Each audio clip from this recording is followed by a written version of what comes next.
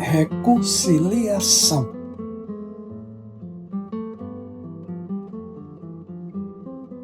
Que daí não saireis, enquanto não houverdes pago o último ceitil.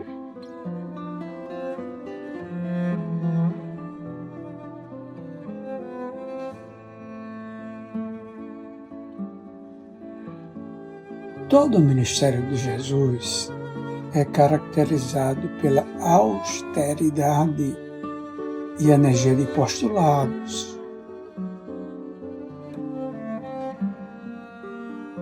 demonstrando que, ao se tomar desta rua, não se deve olhar para trás.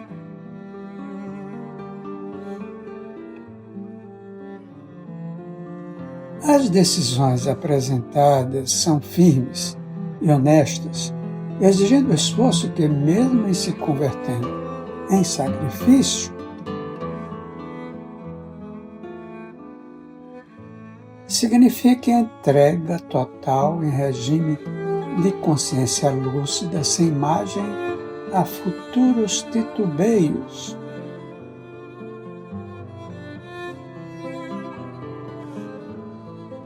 Por isso mesmo, é recomendada a reflexão ante os desafios, facultando a doação do postulante ao reino dos céus.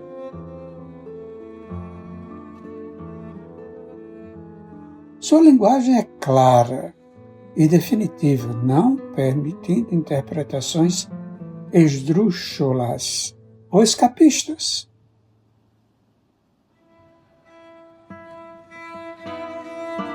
Sendo o móvel da doutrina a instalação revolucionária de uma nova ordem de ideias,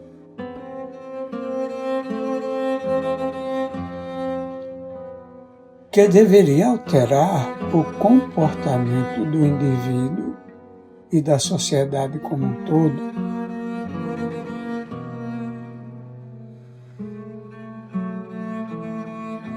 criando novas perspectivas para a existência física como preâmbulo daquela de natureza espiritual.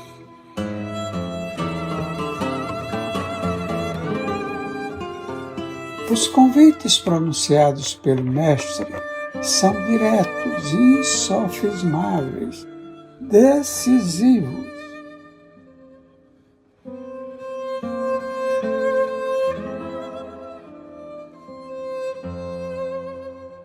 A base estrutural de todo o convite é o amor que dimana de Deus e se encontra íncito nas criaturas humanas.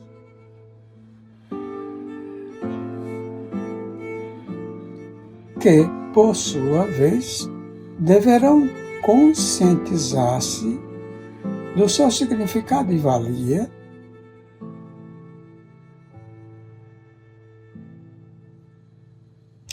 constituindo a regra de vida em todos os momentos, de tal forma impregnando-se da certeza da sobrevivência da alma e da justiça divina, que nada se lhe pudesse opor, constituindo-se obstáculo à conquista do objetivo almejado.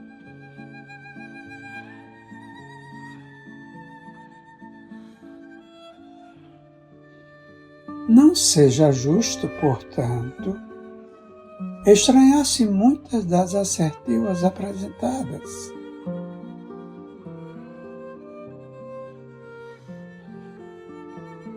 Que parecem violentar o caráter moral do indivíduo, treinado para o revide,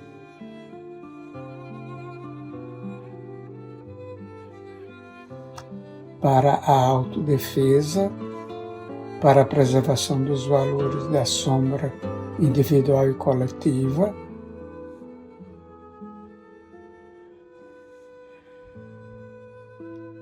em que sempre predominam o egoísmo e as paixões mais primitivas.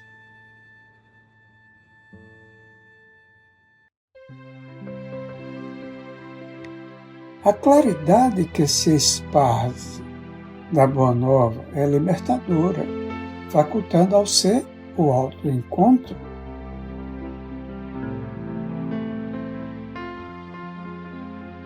O autobrilhamento, a superação do ego, a plena vitória do self.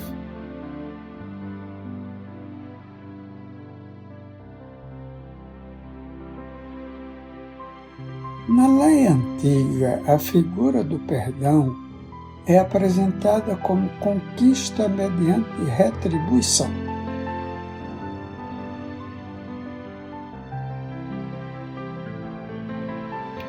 Quando se ofende a Deus, em face dos comportamentos infelizes dúbios e dos gravames das deficiências morais,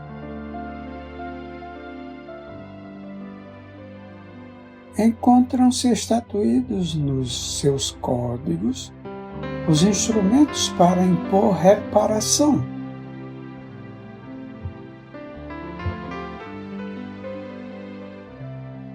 No que eram hábeis os fariseus ao aplicá-los, utilizando sofismas e ardis que culminavam nos sacrifícios de animais.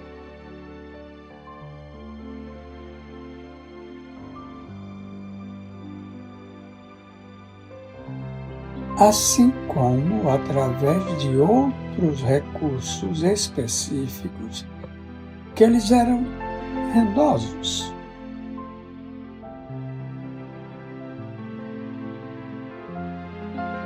Jesus aceitou as injunções convencionais dos comportamentos atávicos,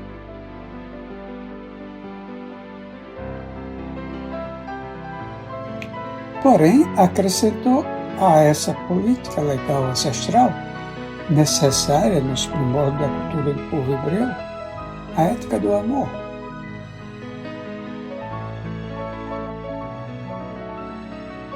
Como um mecanismo superior a quaisquer outras expressões de ordem material ou de imposição estabelecida pelos legisladores terrestres.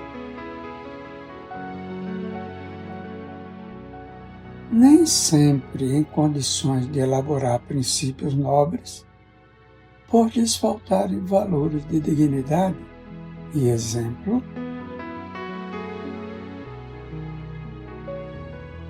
o que lhes retirava a autoridade para estabelecer condutas que não seguiam.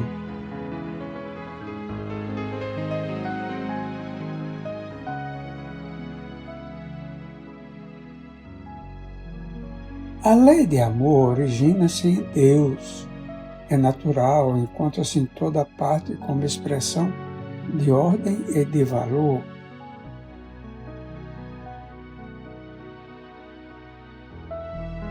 Nunca se inclinando em favor de determinada pessoa ou grupo social específico, pairando soberano acima de todas as injunções humanas.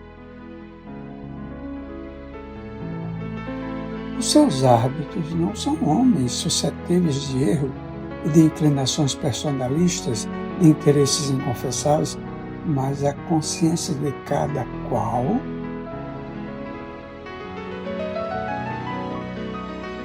que lhe aure a inspiração e tem como modelo a de natureza cósmica.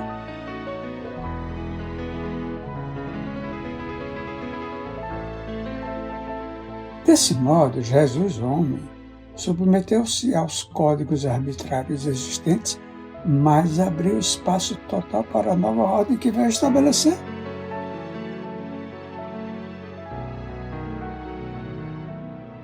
Apresentando novas perspectivas de vida e de realização que dignificam o ser humano e o exaltam, facultando-lhe harmonia, porque acima de todas as imposições transitórias do farisaísmo, sempre preocupado com a forma e distante da realidade do ser essencial.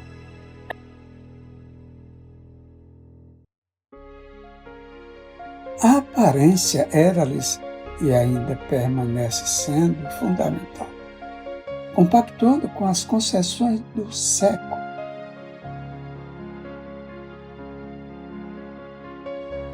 Em detrimento das realizações espirituais transcendentes.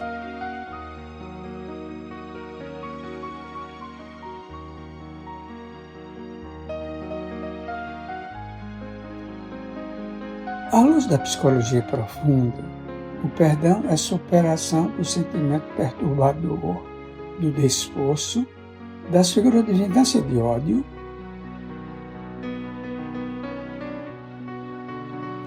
através da perfeita integração do ser em si mesmo, sem deixar-se ferir pelas ocorrências afligentes dos relacionamentos interpessoais.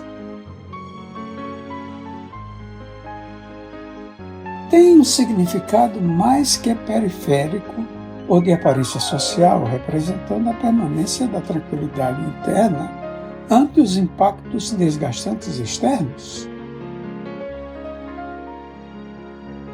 que sempre atua enquanto o indivíduo não está forrado de segurança nas próprias realizações.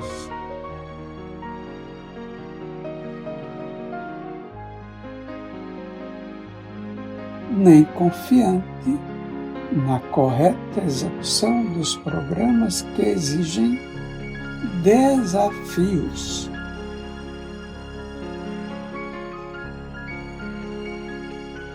Quando alguém se detém na mágoa ou na queixa, ressumando amargura ou desconforto moral por ocorrências desagradáveis,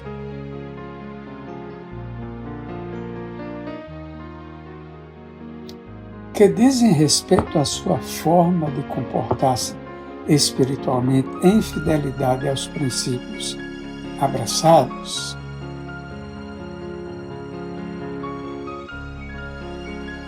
encontra-se distante da própria mensagem que ele deveria impregnar de tal forma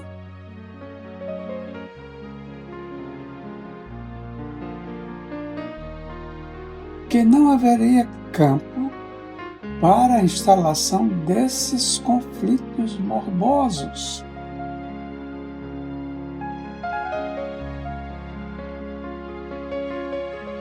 Através de provas compreensíveis diante dos obstáculos que se encontram pela frente,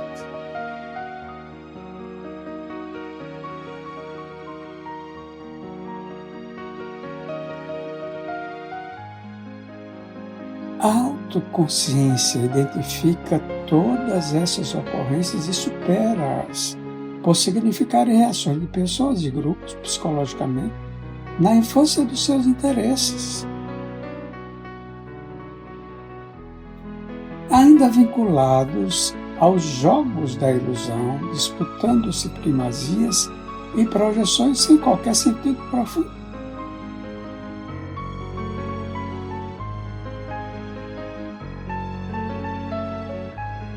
Nesse aspecto do perdão, projetam-se os resultados dos ressentimentos para outras experiências fora da matéria ou em futuras reencarnações.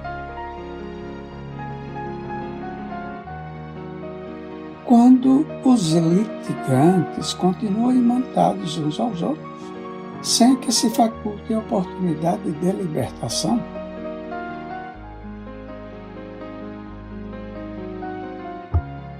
enfermando-se reciprocamente ou permanecendo em pesados conflitos internos, com sacrificiais e inúteis.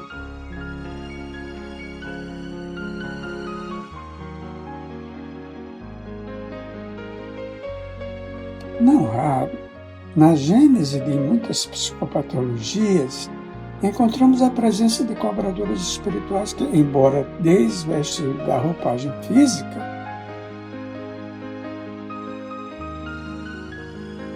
permanecem em lamentável situação de vingança em terrível transtorno mental, gerando dilacerações psíquicas naqueles que os ofenderam. e não tiveram tempo, nem oportunidade ou interesse para se reabilitarem.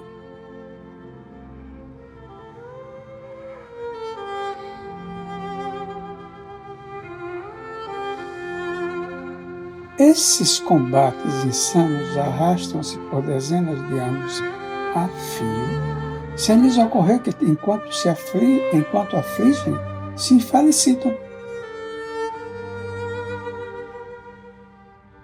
prolongando a situação dolorosa sem qualquer benefício pessoal.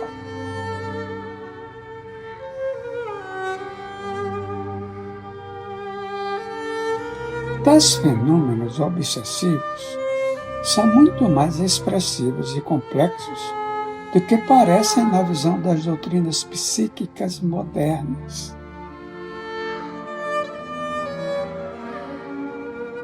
Que teimam por encontrar no cérebro e nos mecanismos orgânicos apenas a psicogênese dessas enfermidades mentais, comportamentais, psicológicas.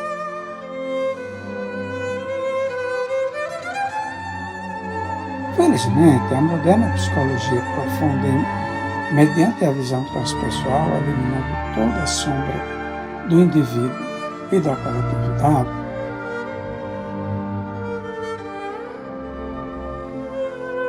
identifica as causas reais desses distúrbios decorrentes de processos mentais enfermiços que a morte não eliminou.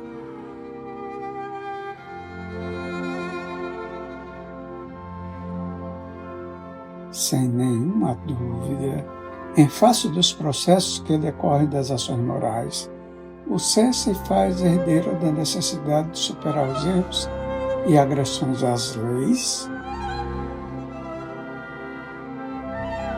esculpindo nos refolhos íntimos os mecanismos reparadores entre os quais se encontram as alienações mentais. Não obstante, também escrevam os delitos contra outras vidas que passam na sua insânia a exigir reparações pelo sofrimento.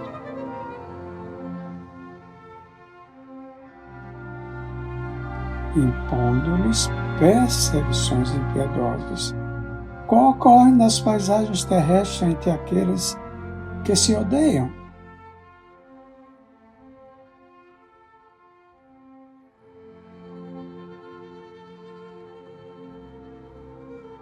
A morte do corpo não libera o espírito das paixões nobres ou inferiores que ele tipifica a conduta natural.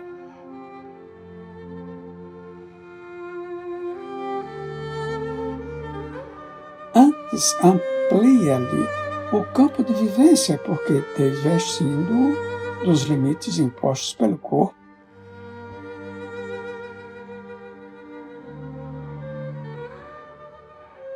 concede mais espaço para as ações que são compatíveis com seu nível evolutivo.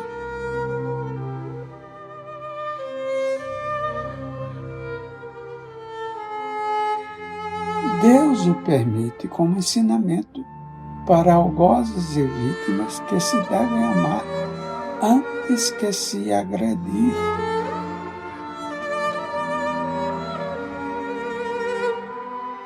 Desculpar e conceder ensejo à reparação, sem permitir o domínio da sombra, que aturde e infelicita.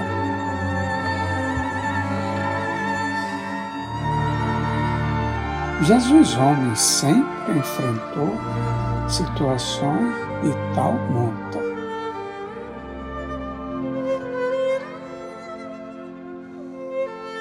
Procurando esclarecer o perseguidor e dignificar o perseguido.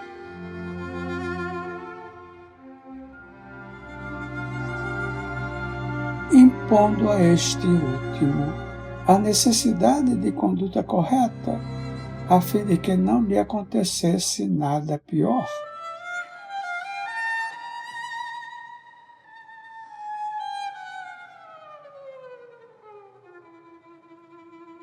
Na perspectiva da psicologia profunda, aquele que permanece em clima de desforço ata-se aos elos dos renascimentos inferiores,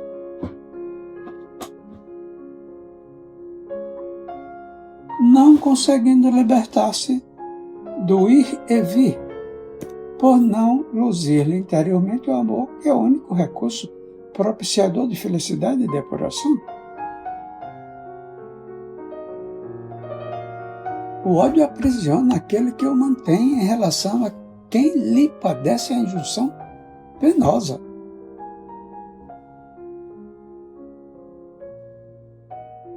Sendo recíproco, torna-se cadeia cruel para ambos.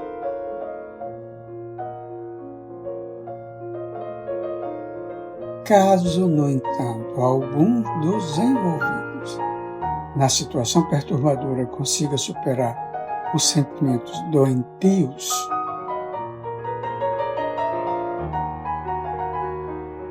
evidentemente sairá dessa cela escura, planando em outro espaço de claridade e vida.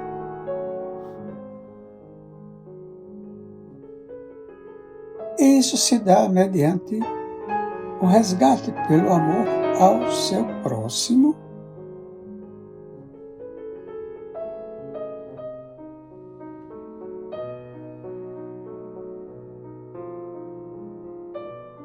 aquele mesmo a quem feriu, impensadamente ou não, procurando reabilitar-se.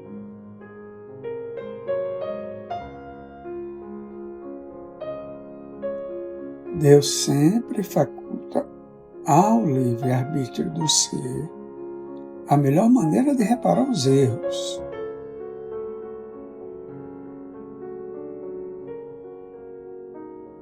Impondo-lhe, quando a falência de propósitos e atos se faz a miúdo,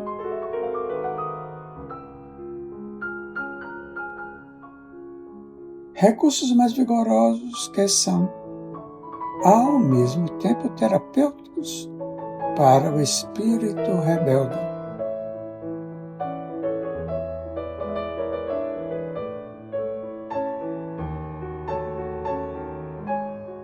A sua justiça estabelece parâmetros que não podem ser violados insensatamente,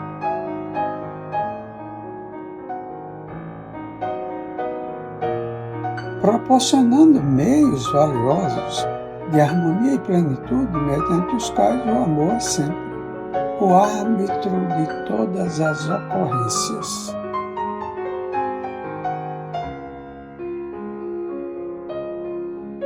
Merece ter-se em mente sempre que toda situação embaraçosa e infeliz defrontada deve ser regularizada antes da ocorrência de morte física.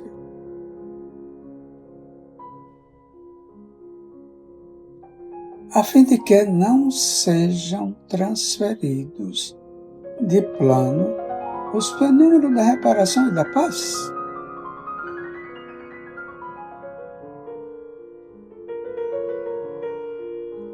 Jesus exemplificou sempre e incessantemente tal necessidade, perdoando mesmo aos mais impenitentes adversários que o sitiavam.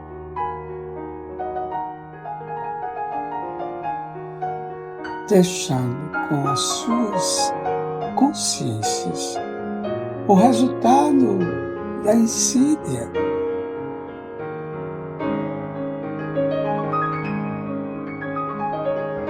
Que os algemaria na prisão terrestre até que se depurassem das atitudes adotadas.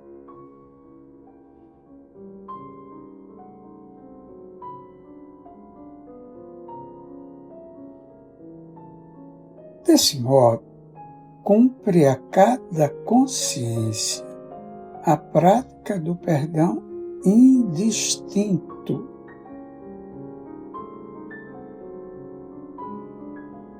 Porquanto assim, não ocorrendo, qual informou o mestre, daí do cárcere carnal não saireis, enquanto não houveres pago o último ceitil.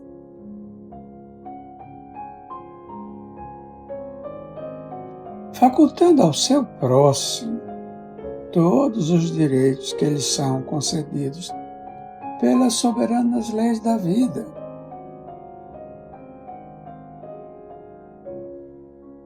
Conforme gostaria que a si mesmo fossem facultados.